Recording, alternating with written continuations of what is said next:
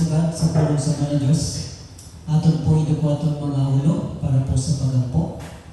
Ama namon nga banal kag makapangyarihan, dumudamo Diyos na salamat sa imong paggabay sa amon.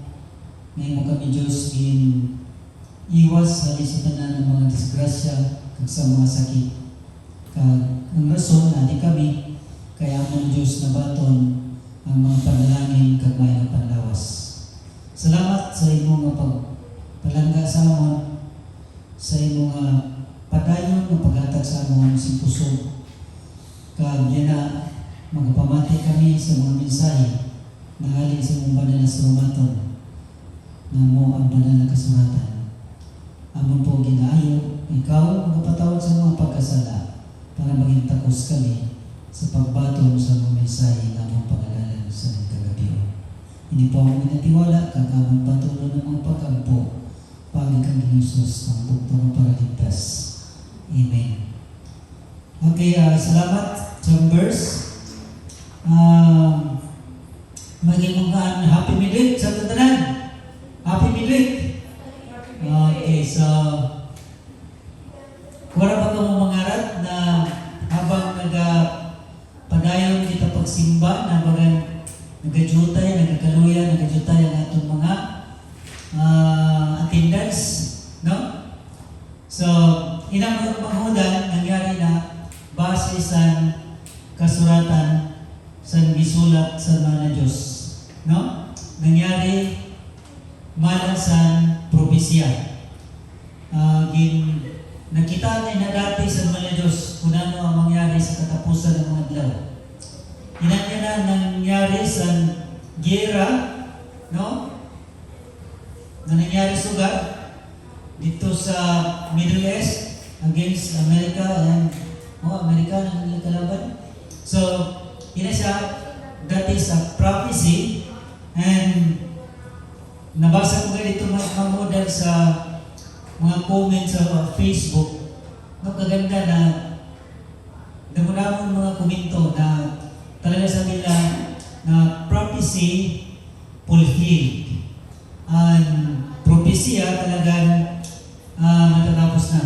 Kag sabi ko ganito, habang na siyang panahon na maging kita ng mga tumutuod na nagasunod sa mga Diyos sa matuod, ini na panahon na dapat maging happy kita.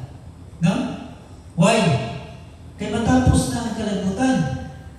Matapos na ang atong pagpagal.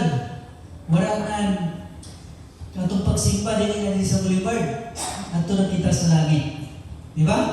So, kami na nag-ayong ng mangudan, kag dili kita mahandal sa mga bagay-bagay na dapat naton i-prepare sa itong mga buhay, because the Lord has prepared for us since from the foundation of the world.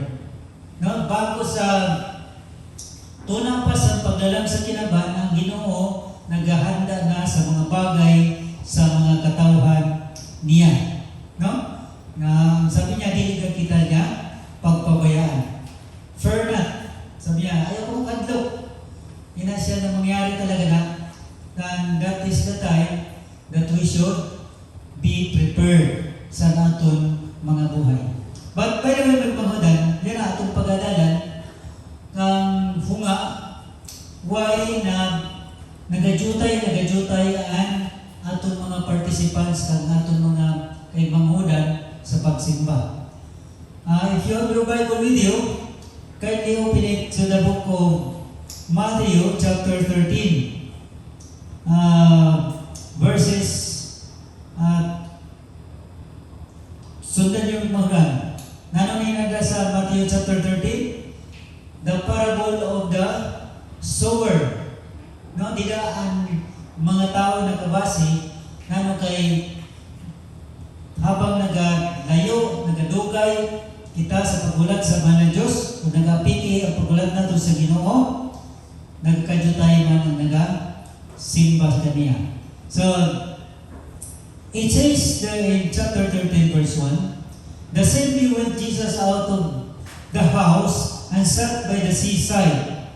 Naglabas siya sa balay, nag-ingkod siya dito sa baybayon, kag sabi ni sa dos, at nakisama sa kanya ang lubhang maraming tao. Ano pat? Lumulan siya sa isang daong at naupo. At ang buong karamihan ay nangatayo sa baybayin. No? So, ang mga tao sa gindagsa si Jesus dito sa mga tao habang gusto tayo niya magparehas kahit siya sa gigit sa baybay. No? Pero nakita siya sa mga katawan, ginapili siya, damo-damo na tao, and that's the reason na nagsakay siya sa bangka para makaiwas siya sa mga tao. Kag tuyo sa tumay manghudan na makita siya sa tanan ng mga tao. No? Kaya kung natula siya sa baybay, magtapok ang tao, din makita. And that is what happened to the life of Zacchaeus. Nasa pag-agi ni Jesus dito sa may dalan, na maglabay siya, dili talaga kaya ni Zacchaeus na makita sa kay Jesus because of the crowd. No? Ang damo-damo ng tao, kag sa iya kayo tayo di siya makita. And that's the reason why Zacchaeus nagsakat siya sa ikamuntre. Kaya para lang niya makita si Jesus. Pero si Jesus, nandito siya sa baybay, nagsakay siya sa bangka jutay, nag-iwas siya, ato siya sa dagat. Makita siya sa tanan ng mga tao. And He speak many things unto them in parables. Ginistorya ni Jesus ang mga parabola, saying, sabi niya, behold, a sower went forth to sow. And when he sowed, some seeds fell by the wayside. Sa nagpugas o nagtanom na hindi na para uma, para tanom, ang iba natakdag dito sa agihan. No? And the false came and devoured them up. Then, ang pantua, some fell upon the stony pieces. Natakdag dito sa may mga kabatuan. Harap na ito ng kambato, magkaigwali sa duta, dapat sa mga dingot na katubo, pero pag nag-init na siya, malaya, no? Where they had not much earth, and for where they sprang up, because they had no deepness of earth. Ang pantulo may panghudan, and some fell among thorns. And the thorns sprang up and choked them. And pangupat, others fell into the good ground. No? Upat na mga bagay na kuha na itong selection at manghudan, hinigaan para bulasan, para tanong. No? Nagdaras na sa mga piso para iya itanong. Una, natakdag dito sa may dalan, no, sakyan. Ang panduha, natakdag dito sa mga piso sa mga kabatuhan. Then, ang pantulo, natakdag ng mga piso dito sa mga kadingutan. No, may mga dingot. Kag ang pangupat, mga kaigmangudan, mga kabataan, ang piso, natakdag dito sa maayo na duta. So, ani ang mga abriyo niya yung mga balang kasulatan, ang Biblia sa chapter 18 mga panghudan, down to chapter 25, if I'm not mistaken. So, sabi niya may panghudan, hear ye therefore the parable of the sower. Amin siya ang kahulugan, no? When anyone heareth the word of the kingdom, understandeth it not. Then cometh the wicked one, and cuts it away. Cuts it away. Para kung may bulitis na. Hindi ko na makita ang hindi para. Hindi ko na makita ang may Bible kang bulitis. Garawa, may Bible ka na. Nagalit pa rin. Ano di?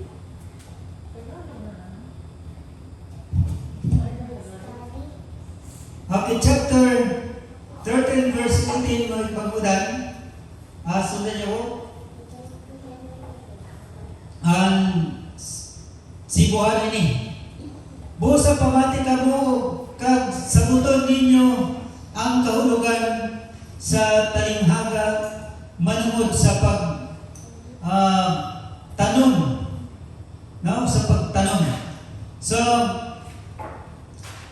iton nakadungog o nakabati sa mensahe manungod sa kaharian sa mahal na Diyos na wala ninda masabuti atun gikan kaniya ang mga bini nga nagapugas diha sa iyang kasing-kasing. Erong sini, bini nga nahulog dito sa agian, ang bini nga nahulog sa yutang batuon sama sa tao nga malipayong midawat sa mensahe sa pagkadungog nila niini. No, iton nahulog sa gili sa duta, ang gili sa dalan sa damo-damo nag-agi, pero siya natatamakan. So sa kagat sige tamang-tama, nagtuo na tani siya pero napatay. Irong man sana ang mga pagtuon sa katawan sugad. No? Na nakabato na, nakaarap na sa mensahe sa mga Diyos dahilan sa mga damo ng mga pagsulay, no, trial sa atong buhay. Napatay ang aton relasyon sa Ginoo. Dahilan na dili kita nakasimba. No? Dahilan sa mga kanamit, kaganda sa kinapad ng aton nakita, nawala ang aton pag-alagad. Dahil ito na takdag sa may mga kabatuan, mga maghudan, sabi ni Dave, itong mga tao na sa nakabati sa mensahe, sa surumaton sa mga Diyos, malipayog, ila-ila sila, no? Kaya hindi na naman na ikaw kalisip kaligtasan, pero sa kadugayan maging mangudan, dahilan sa dili nakagamot na pag-alagad, sa dili nano kay nakagamot because sa dili sa pag-adal padayon sa banal na kasuratan na naman napatay man ang hinda relasyon sa Ginoo. Naman, kaya wala man nag-adal, kaya ganito na aton team grounded in the Bible, focused on the mission. No? Grounded in the Bible. Dapat pag magkatong kita may oras sa simbahan, dara-dara natin pirmi ang aton mga Biblia. Kaya grounded kita sa Bible. Then focus on the vision. So, erong sabi mga ulan, malipayo na nagbaton sa mensahe, pero dahilan nga ni sa kakulangan sa pag-adal, nalimot na sa pagbasa, nalimot sa pag-pray, namudamo pa sa mga tentasyon, ng mga trials na ito nakita sa adlaw, ang beauty sa kinapa, nakikita natin, nakaganda man, bagandi na kita gusto na magkanto sa langit. Kaya, mga kaimahudan, ang aton pagtuod nagluya. No? Amin ni siya ang mga bini o mga pisok na nahulog dili sa may mga kabatuhan. Jutay lang niya duta, kaya nagtubo dahil siya, kag sandila sa nainitan, kagdamo ng mga pagsulay na nagabot sa buhay, ini may manghudan na patay. No? Kag ang pagtulo, amo ang mga bini o mga piso na nahulog nila sa may mga kalimutan. No? Nahulog sa may mga kalimutan. Or may mga katulukan sa mga kalimutan. Amoy ni may kulan sa sama sa mga tao na nakadungog sa mensahe. Apan ang mga kabalaka, no? Kinalatok mga pangangailangan. Kabalaka, bahay din kalimutan ang atong mga pangailangan. May basabi na yung mga tao, ay, masimba kita, wala kong kita yung pagkaon. panalag kita, trabaho na kita, tuwara kita yung kaunan. No, ilan kabalaka, ilan kahandal, no? Kahandal natin sa buhay. Kaya, amin yung dahilan, nga nagtubo na sana mga ipaghudan, kaso lang, wala siya makabunga. No? Nagtubo na, wala nakabunga. Gingkaputan sa mga dinghot, damo-damo na mga dinghot na nagkakapot para silang dinghot nila sa atin sa taso. Maski anong po ng pagpatay, hindi nila patay. Dato, nabubuhay niya po, damo naman dinghot nila sa Bible, sa airport, sa kader. So, ayun siya mga pangunano, na gingkaputan sa dinghot ang tanong na itong pisog na nagtubo na tani, na naman siya napatay. Gihapon, no? Wala ka siya makahatag sa bunga. Dahilan kay gingkaputan sa mga kahandal. Amo man ang atong pagtuod, mga kimahudan.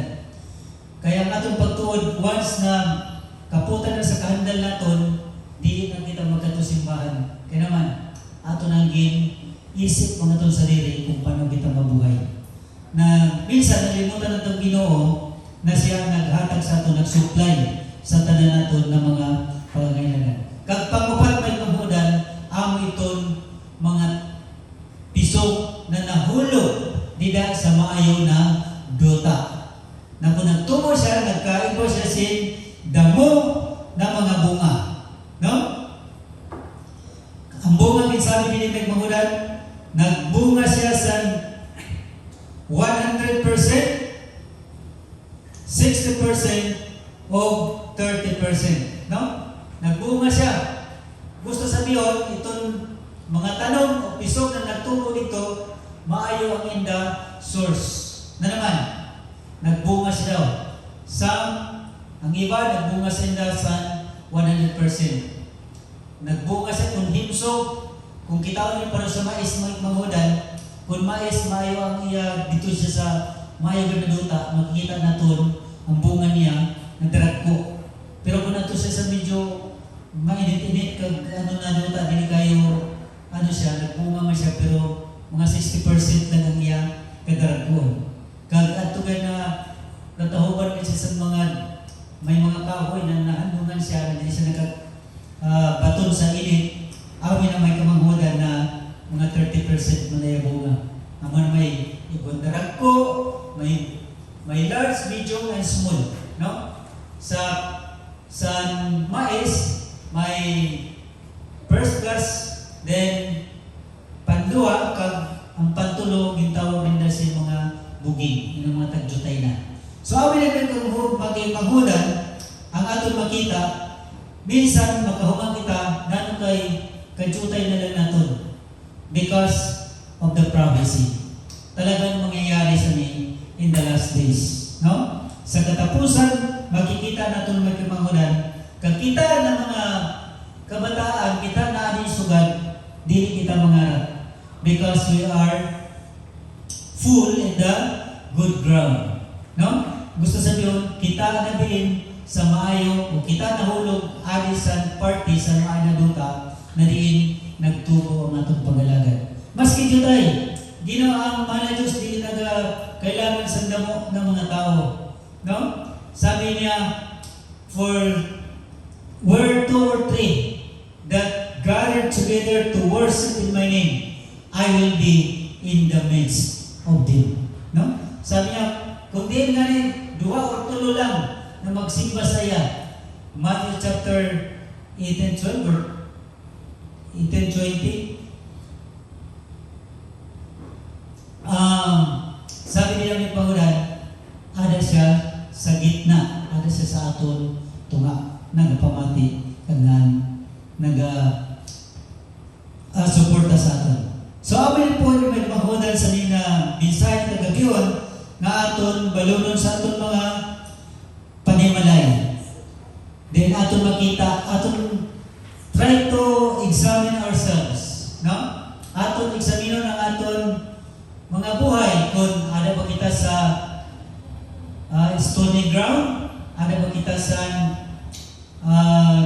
wayside, Ari mo kita dahil sa kadimutan o ari kita sa good ground na katanong. So, dili kita makasabi, but it's up to us mo maghudan to examine ourselves na kundi kita sa na mga ground o mga lugar na butang sa aton pag-alagad sa mga Diyos.